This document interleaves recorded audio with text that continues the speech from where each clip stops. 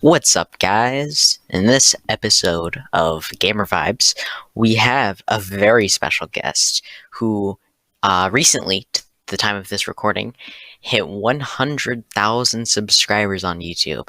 It's a very, it's a big milestone. And he's a really good guy. In this interview, a friend of mine and I, we talked to him, and we talked to him about Hollow Knight, one of our favorite games, and is it was a very good conversation, and he was just a very good guy in general. And if you're still wondering, and you didn't read the title because you just clicked on the video because you saw that it was by us, then you will see that, or you'll hear the voice of RELYEA. He, like I said, recently hit 100,000 subscribers. He's a really good guy, and he's really cool and chill. Um, but please enjoy this episode of Gamer Vibes, and like if you're on YouTube, and just follow if you're on Spotify, I guess, because why not? And share with your friends if you can, and if you think that they'd be interested. And if they don't, then still share it with them. Force them to listen to it, because they won't get a choice. Anyway, just enjoy, and I hope you have a great day.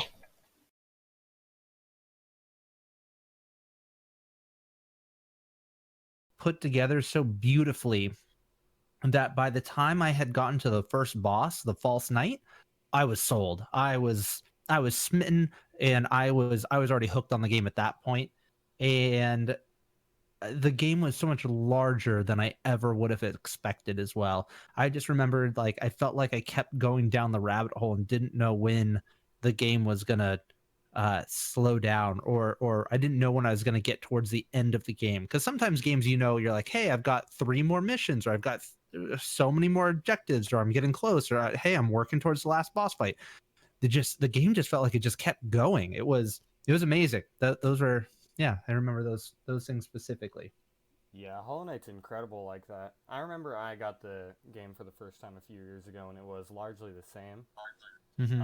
Like just the vast world, and even like getting more into it, like trying to decipher the lore yourself for the first time, and like seeing all the neat bosses and beautiful artwork. It's just it's vast, and it's cemented its spot as probably my favorite game of all time. I'm gonna be honest.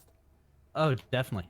Definitely. If it's not my favorite game of all time, it's definitely like top 3, but I don't know. I always have to look through things through like kind of rose tinted glasses. I'm 32. I've been gaming since I was like 5 years old, so I kind of look at certain games like Mario 64 as being like, "Oh, that was one of the best games of all time," based on the time that it was released and how much of a jump forward in technology, 3D platforming, and everything that it brought to the table. It was just like, whoa, that was a huge leap forward in gaming. Hollow Knight might not have been that big of a leap forward in gaming, but it excels in everything that it's trying to do. It is by far the best Metroidvania I've ever played, hands down. It destroys in that category. It does everything right. There's very few things that I didn't like about the game, Oh and yeah. there's a couple of things that I didn't like early on, but yeah. Actually, that's a question of ours. Is there anything that you did not particularly enjoy about Hollow Knight? Yeah, early on, I remember feeling lost in that I clearly knew that there were certain areas and paths that I couldn't go down, right? There was areas where, okay, well, I probably need to be able to swim in acid to be able to get to this next place, or hey, that platform's just a little bit too high, I can't reach that. And so as I was going, eventually you find an upgrade, and then you have to remember, where the heck am I supposed to use that thing? Where is the area where I need a to jump a little bit higher, or where are those areas where I need to swim in acid?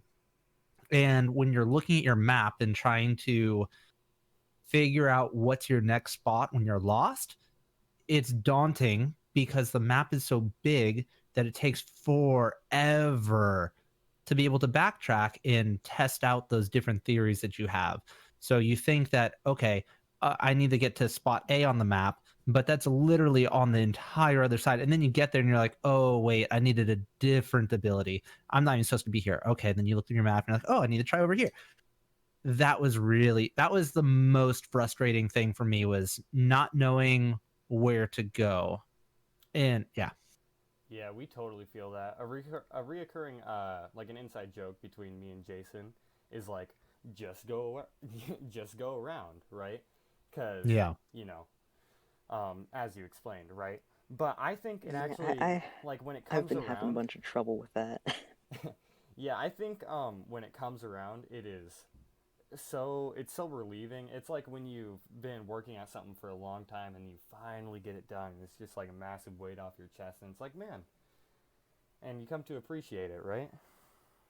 Definitely. Yeah. And so that's the thing, that it's kind of like it's great when you get it, but some things are just frustrating and it's not part of the fun. Like I wasn't a big fan of just getting from point A to point B. Mm-hmm. Just so I could test my theory. Like, I just want to be like, is that the right path or is it not the right path? Like, I can see, okay, here's 4 different paths I need to go down, and I'm gonna have to spend 45 minutes just to get to each path so I can try them out, because I was slow, I didn't know how to get to them, I didn't have all the abilities, etc., etc. That part was just straight up frustrating, and the payoff sometimes was not very much. Like maybe you just got a chest or something with some geo in it or whatever, but I don't know. That's kind of where the rise of my channel came from, actually, is I got stuck at the oh, what is that? Needing to get the King's brand. And I couldn't figure out how to open the door to get into the abyss. And I tried looking up a video tutorial. So this is when I was playing on the Nintendo Switch. I and yeah, I looked up YouTube videos, and the only videos I could find were people who were showing maps of how to get from like hey, here's where I'm at on the map, and that's it. But there was nobody like guiding, hey, go from point A to point B. You need this ability. You need this. You need that. You need the other thing. I'm like, there's literally not one person who'd done it, and the game had been out for over a year. I'm like, this is strange. So that's I solved my own pain point. Like I had to figure out how to do it.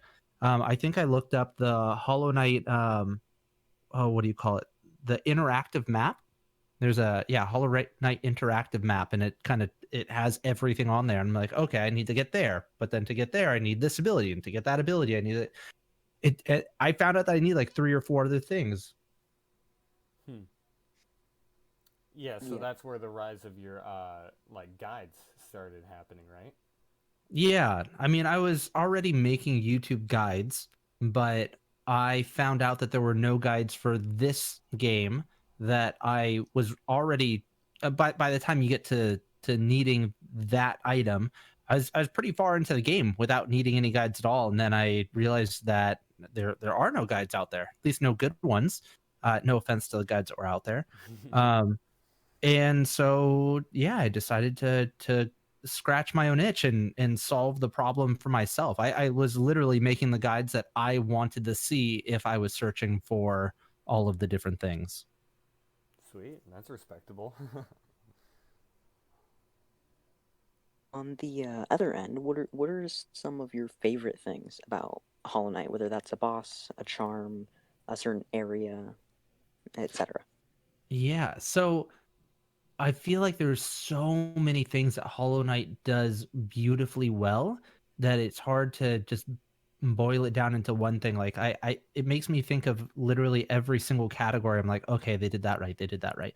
So starting off with the music. The music is so good. It's absolutely beautiful.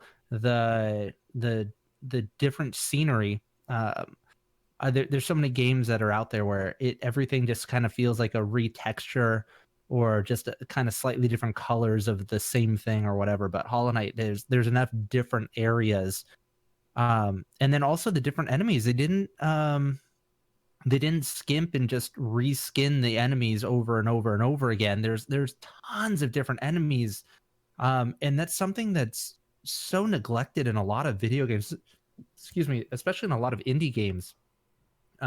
It's really easy to save development time and just reskin the same enemy and make one blue and one green and one yellow, and the red one does more damage. And they didn't do that. They took the time to create so much different stuff. So you're always feel like you're exploring.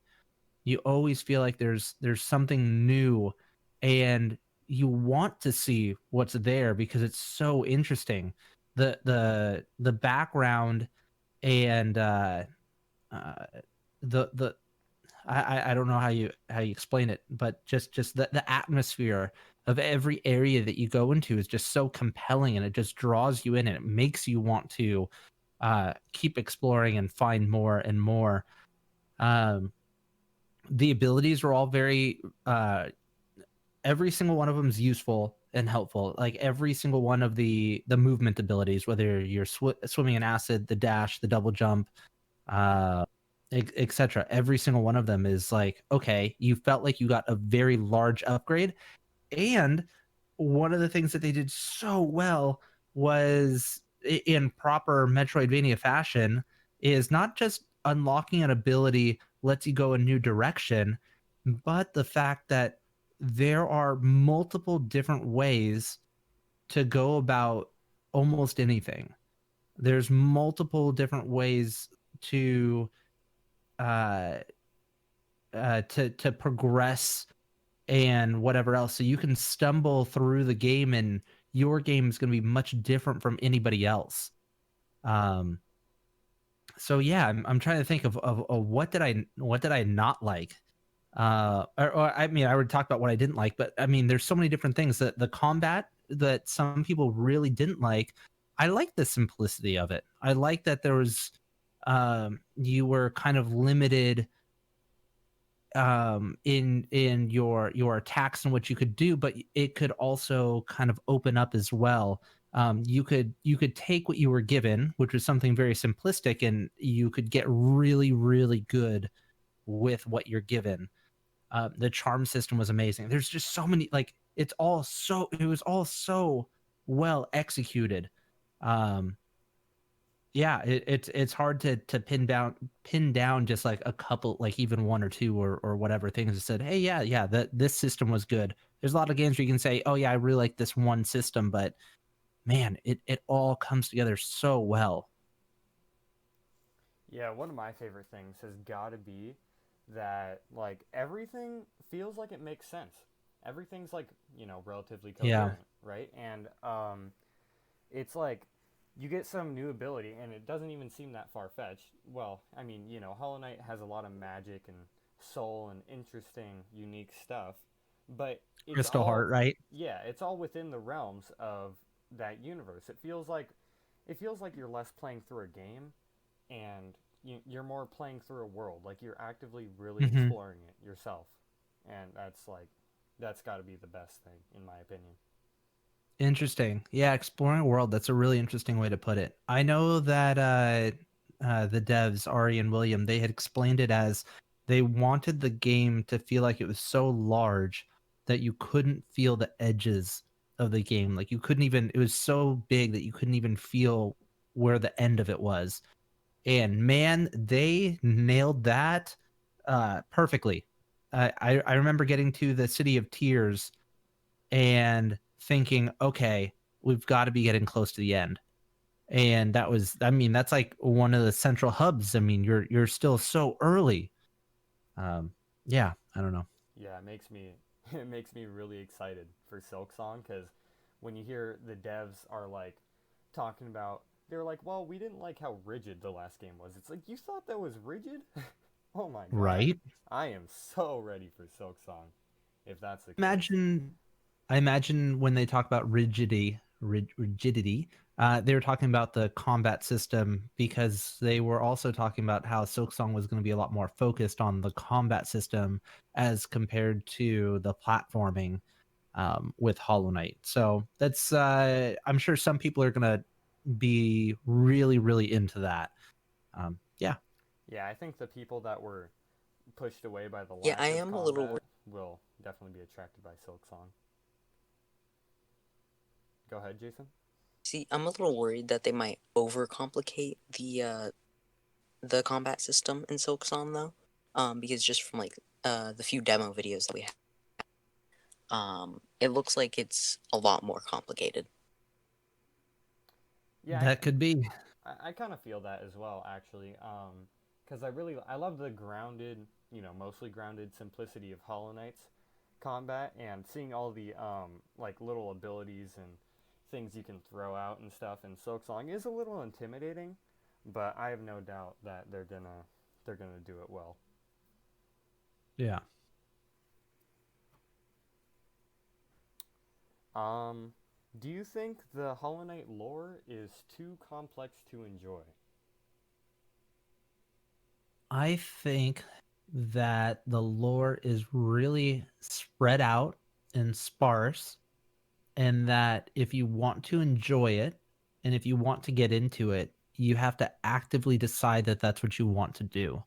You can play Hollow Knight, beat the entire game, and have no idea what the heck is going on, right? And it's not until you decide that you are going to search out the lore tablets and talk to all of the different NPCs, and read all the Dreamnail dialogue that you really start to put it together. And I actually enjoyed that. I don't know. I kind of always when I was growing up, I was really bad at reading, and I'm still not the best at it today. Sometimes I want to enjoy text in my video games, and sometimes I'm not playing video games to read. I'm not here for an English exercise, and so sometimes I just want to play the game and enjoy the mechanics of the game, and not get overly bogged down by the lore. And what's really nice about Hollow Knight is you can choose to get into it or not get into it. So as far as whether or not it's too complex, um, yeah, it is complex. It's not straightforward, and you have to dig into it if that's something you decide and you choose to do, and it's not shoved in your face, and you're not forced to go through a bunch of different cutscenes. You're not forced to um, read as if it's a JRPG or something like that. Like I can't get into games like that where it's just like, okay, here's another wall of text. So um, I understand the question was, is it too complex or not? And I kind of got off on a tangent of whether or not I even like having lore. Sorry, Don't worry about it. I totally went off on my own tangent. Um, but yeah, it's a little bit much. Even when you do decide that you want to get into it, it's hard to put it all together because it's so spread out. It would be hard to keep all of the pieces together in your head as to what the heck's really going on. And in that case, then yeah, you almost need a tutorial for the lore, and that's why you got lore experts out there like Mossbag, right? Oh yeah, I was actually just about to say, I think like if you want to understand the lore, watching Mossbag is like a necessity. It's Oh kind of yeah, funny, but I do like it. I like deep, complex lore, and but I also agree with you that I think it's a little heavy if you want to understand everything, and it takes a long time to figure stuff out because you don't see all the small stuff at first, and it doesn't like connect until you realize that there's like you see little molds, or you see like void or whatever dripping out of someone's eyes, and it's like, wait, does that mean? And it's a lot of speculation, so I think it can be yeah, I think it can be tough. yeah, and they also leave a lot of things open on purpose. So even then, it that adds to the complexity, the vagueness of it, right? hmm I think that's part of what makes it so good, because if they were to just Yeah. explain it all to you, then it'd be less engaging, and it wouldn't take like, what year is it? 2020. It wouldn't take like 4 years for people to uncover half the lore of Hollow Nest. Right. Yeah, it's really interesting in that way. Um, I think that I there's still a ton of things that I don't know about Hollow Knight, but there's also some things that I do. And I'm pretty close to completely beating the game, and it's kind of strange to me that I don't understand everything that's going on in this game, even though I've almost hit, max percent. Um, and I mean, I've put too much time into this game. Well, debatably too much time Hmm. into this game, and it's it's just it's completely different than any other game I've played. It's really enjoyable in many aspects. The combat, the lore. Once I watched a Mossbag video, um, and just the game itself, the music, the like the feel of the game. It's really intriguing once you understand even just like a quarter or half of the lore. Would you say that the game is too difficult? I would not say that the game is too difficult. I would definitely say that there are some ridiculously hard challenges, like, um, you know, beating the fifth Pantheon or, the white flower, and oh, there's a lot of, there's certainly a lot of stuff that is a chore, but that's all optional, right? So, well, for the most part. Um, so I think if you just want to beat the game and play to have fun, without too much of a challenge, because it's certainly challenging, especially if you're new to the type of genre. Um, but I don't think it's too hard to get into, for sure. Got it. Yeah, I've heard some people say that they believe that it's too inaccessible to newer gamers. Yeah, And that's kind of what we were hoping on hoping to gauge you about in this interview. We actually had a question for that, but you saved us the time by asking it. Thank you.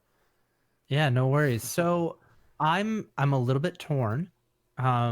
And I come at this from the perspective of somebody who's been a lifelong gamer. As I mentioned earlier, I've been playing for more than 20 years now. Hmm. And so with that, I come from the perspective of somebody who enjoys a challenge and already understands gaming tropes and mechanics and certain things like that. So um, I come at it from a slightly privileged position in that way, right? Yeah. Um, so as for people who are newer to gaming and um, or may have disabilities or challenges that they face when it comes to playing certain games, I don't fully understand that, and it's something that I have to wrestle with. And like the whole accessibility thing, like there was a time when I was really hardcore of like, no, either you be a good gamer or get out of here.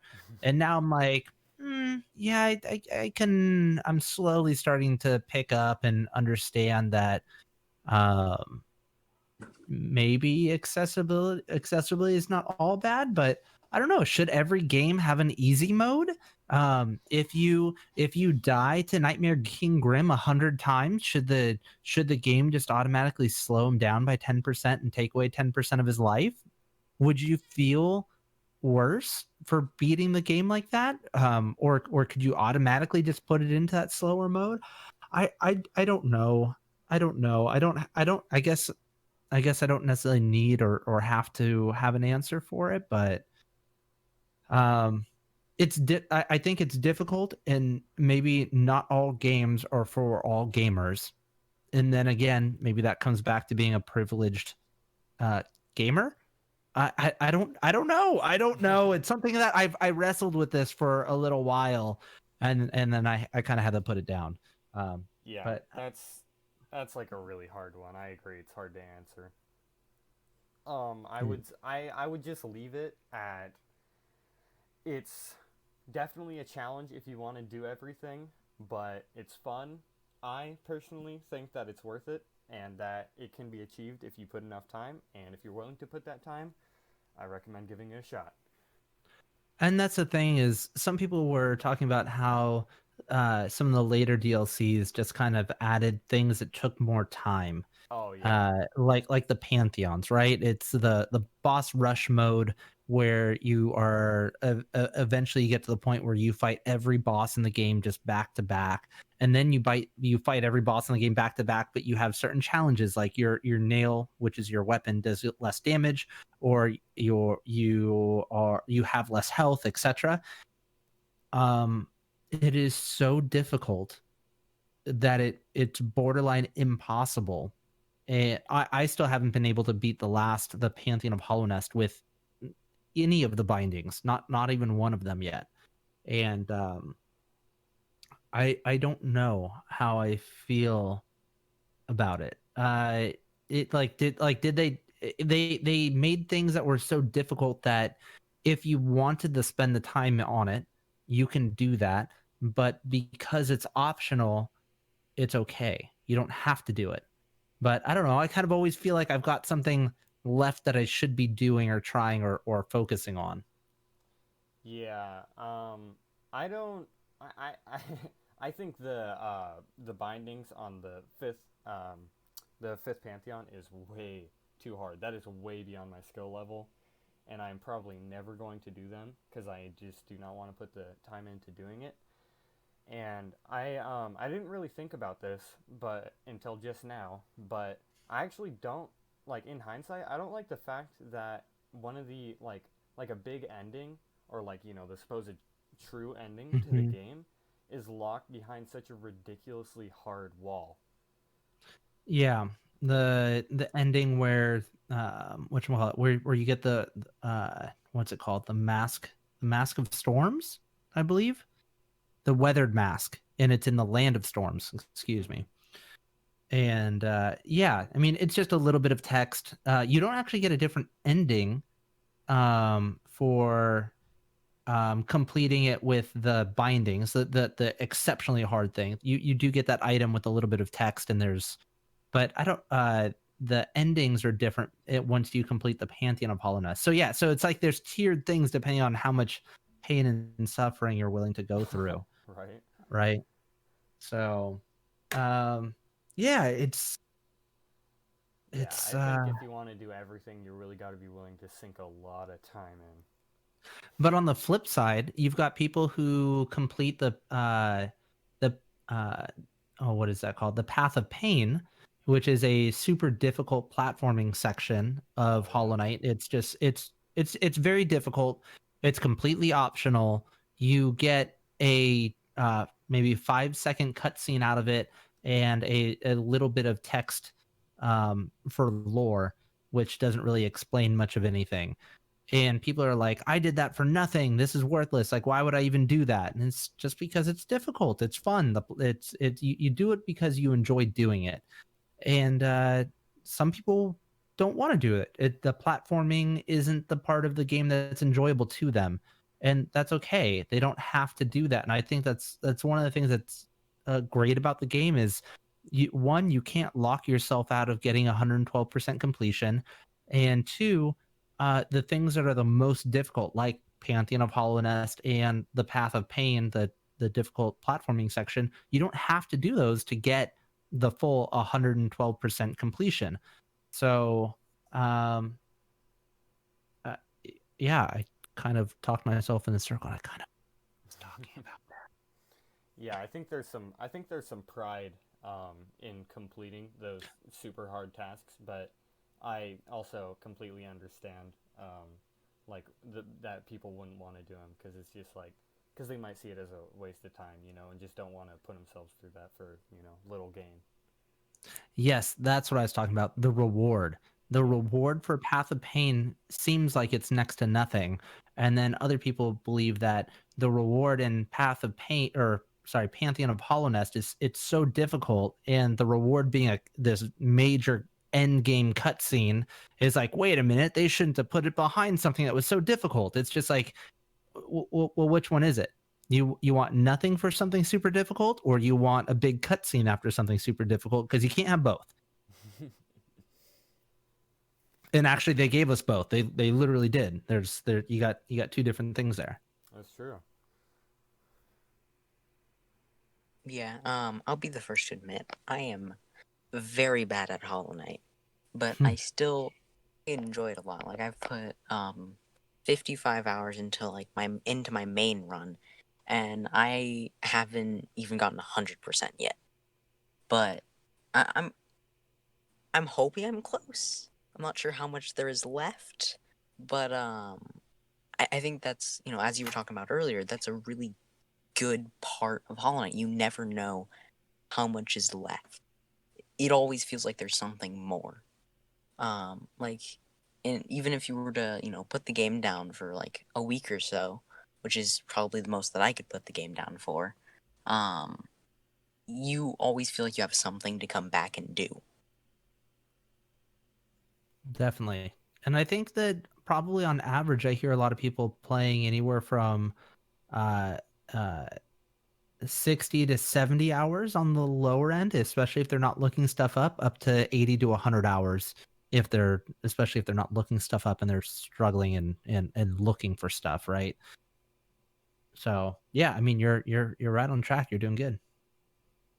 Well, so not to make you seem like the bad guy, I have been looking stuff up, and Oh my gosh, how dare you uh, watch my videos? but I feel like with your videos, you put it in such a, like as you were talking about earlier, why you started making them.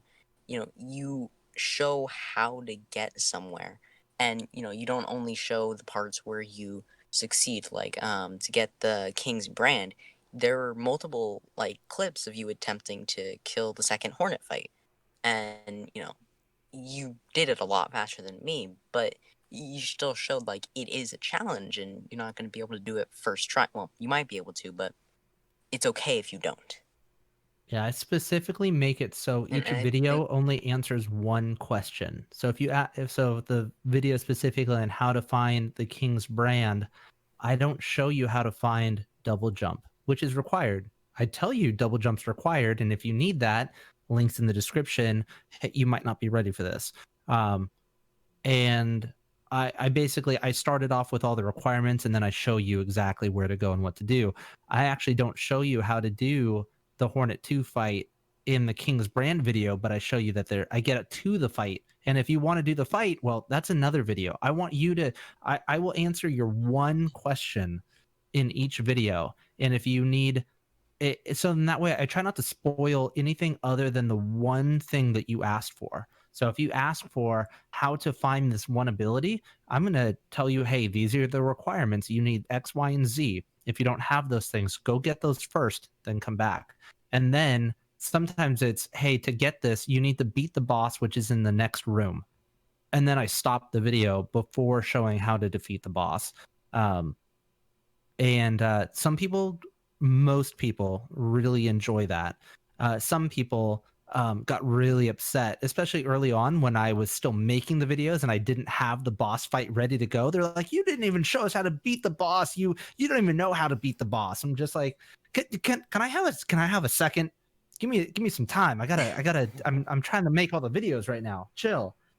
So um but yeah, that was always my style. I was trying to be quick and to the point. Hey, this is what we're looking for. Let me get to as quickly as possible.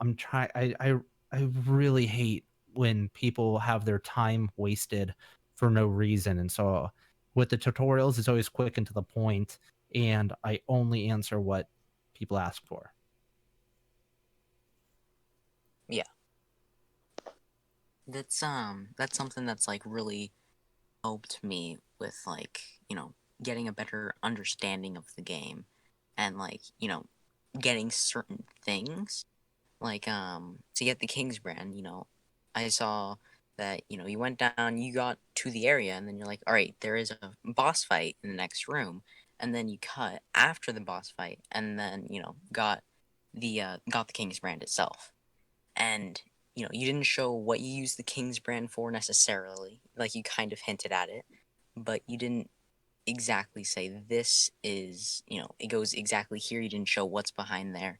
You just showed how to get it, and it's I feel like that's a really good way about going about things. Yeah, I think the lack of spoilers is it's definitely a plus. Like I remember when I was you know, playing some of my playthroughs of Hollow Knight and couldn't remember where something was, right?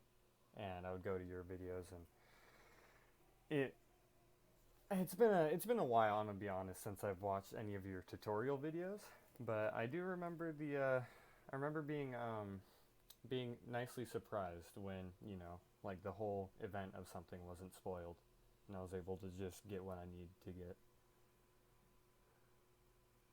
I'm really glad to hear that. That was something that I really was focused on. Like I said, it was just I made the tutorials that I wanted to see, and I made them for me in a way. As in I made them like what would other gamers want to see? People who are in my position. I always made them as I've got the game in my hands. I'm struggling right now. I'm trying to follow along with this video. How do I make that happen? So yeah, I'm glad it sounds like it was successful. So I'm glad to hear that. Yeah, very much so. It's helped me get to the point I am now. Like if I didn't watch any of your videos, I doubt that I would have gotten like to the royal waterways. I feel like I'd still be stuck at so many other areas. I'm sure you'd find it And so eventually, or eventually you would have looked up a map. Like maybe you didn't find it in a video, you yeah, found it through an image or something like that, and you would have got there. But I'm just glad that I found the niche that needed to be filled. I found the thing that was missing, and I got so lucky that the community as a whole has been so awesome, and everybody's been really really supportive as a whole, and yeah, it's just kind of cool to become a part of something like a part like I feel like I'm just a small part of the Hollow Knight community. see, you know, um, I feel like you might think that you're a very small part of the Hollow Knight community, but I don't think that there's anyone who is in the Hollow Knight community who hasn't watched at least one of your videos, right? I feel like everyone in the Hollow Knight community knows who you are. And, you know, I, before I even played the game, I knew, like, I've watched a few of your videos because, you know, I've heard, oh, my friends are playing this game. I'm gonna watch some stuff about it. So I watched a couple of your, like, early game videos or your, Steel Soul runs about, like, just playing through the game. And they got me really interested in it. And then, you know, my friends playing it, they're like, you gotta play this game. You know, that just really pushed me to play it. That's super interesting feedback. Like I've always wondered how some people were like, "Hey, you got me to start playing Hollow Knight." I'm just like, how do I get somebody to start playing Hollow Knight? I make tutorials for people who are stuck in the game right now. But yeah, I did have some uh early like I did show some like early game stuff, and I did show like you said the Steel Soul runs and certain things like that. So yeah, it's super interesting. Yeah, and even I don't watch the Hollow Knight tutorials anymore or anything, right? But even when I'm looking for like a new indie game to play, you're usually the first channel I go to, since you're playing like back when I don't remember when Rain World came out, but I Oh yeah. remember I only knew about Rain World and played it cuz I saw you playing it. And that new one like Spirit Fire, Blue Fire Blue just Fire. came out like last week or something like that. Yeah, off topic. Would you recommend that by the way? I think it's a good game, and there's a couple of things that kind of hold it back, and there's some of the things uh, that we had kind of talked about earlier that I really enjoyed. One, a lot of the enemies are reskins, um, and what was the other thing I really didn't like? Uh, the game's shorter than I would have liked. Mm. It's like probably at 12 to 15 hours. So it's not quite as large as Hollow Knight. But other than that, the platforming is super fun. The music's great. The combat is fun. But yeah, a lot of the enemies are reskins. So other than that, I really enjoyed it. All right, that's awesome. Thank you. I'll probably give it a shot. Um, but I don't want to spend a lot of time talking about it since that's off topic for Yeah, the no interview. worries. I think this. Um, Actually, yeah, Jason, you go for it. for one of our last questions, do you think Hollow Knight is a good pick up and play kind of game?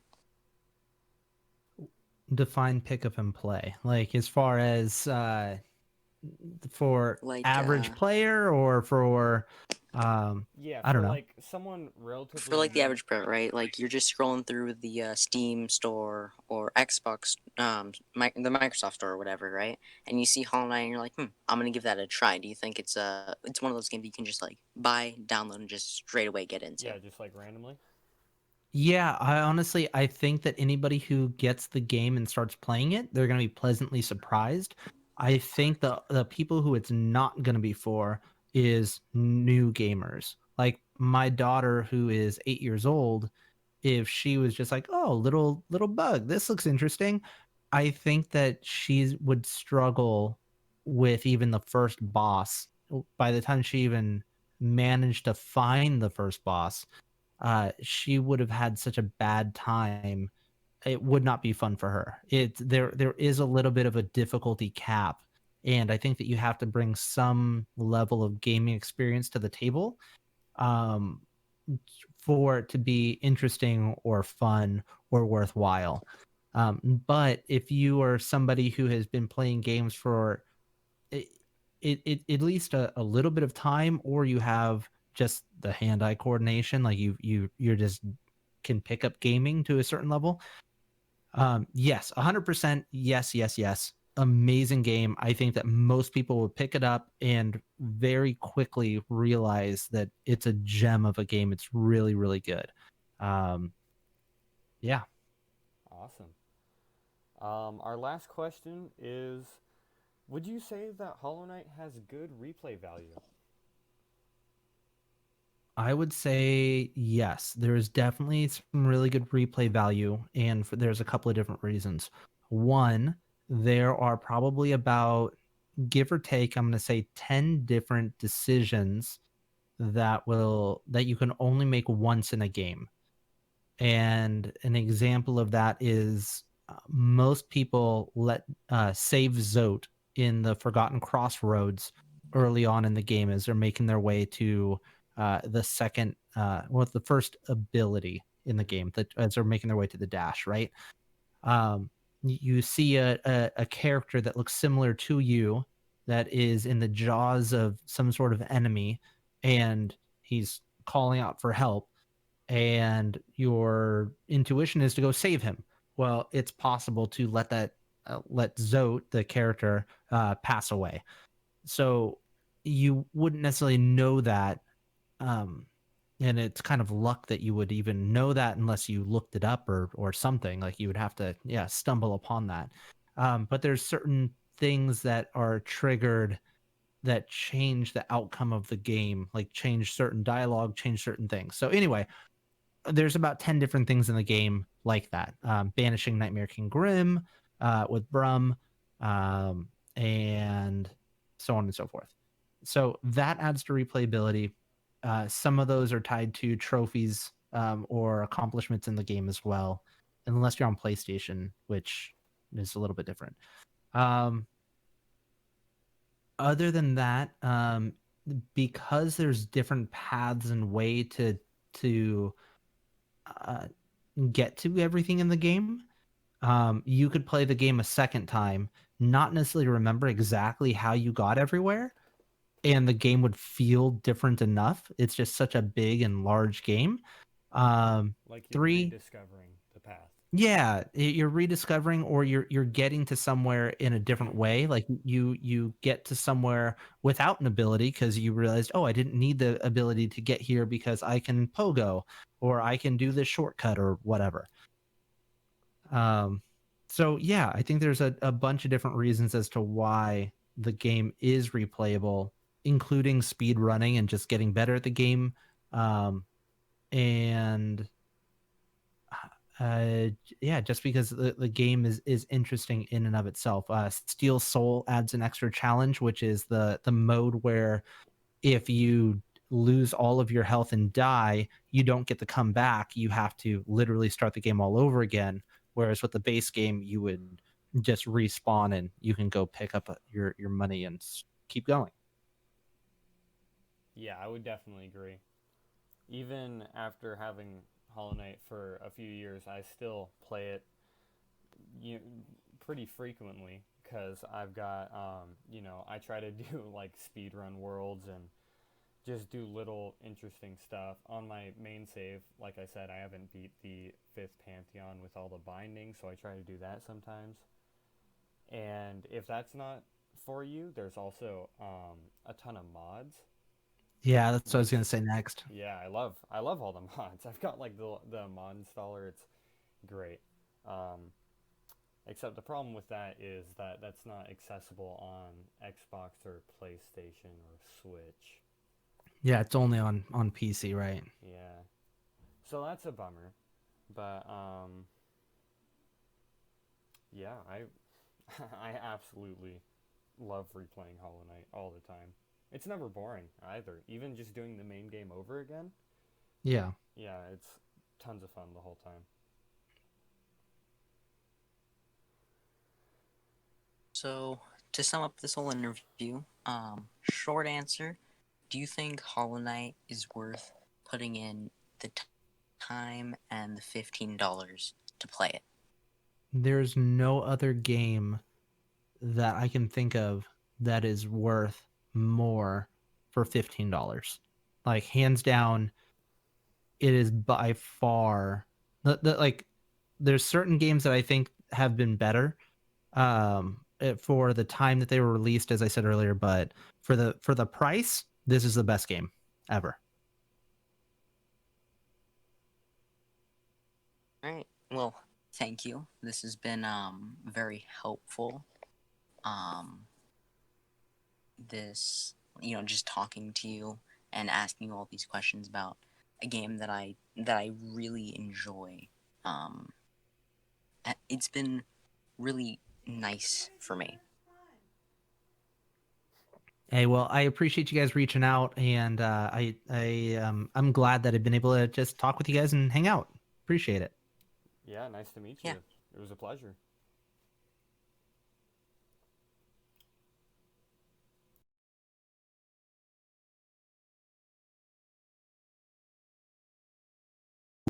Thank you for listening. Like I said, he's a really cool guy. He had a lot of good points about this game, and um, if you want to head over there, I'll leave a link in the description to his channel. He's pretty cool. He does a bunch of Hollow Knight stuff. He's starting to move into some other games, talking about different things. But his main focus is Hollow Knight, so if you're interested in that, then definitely go check it out.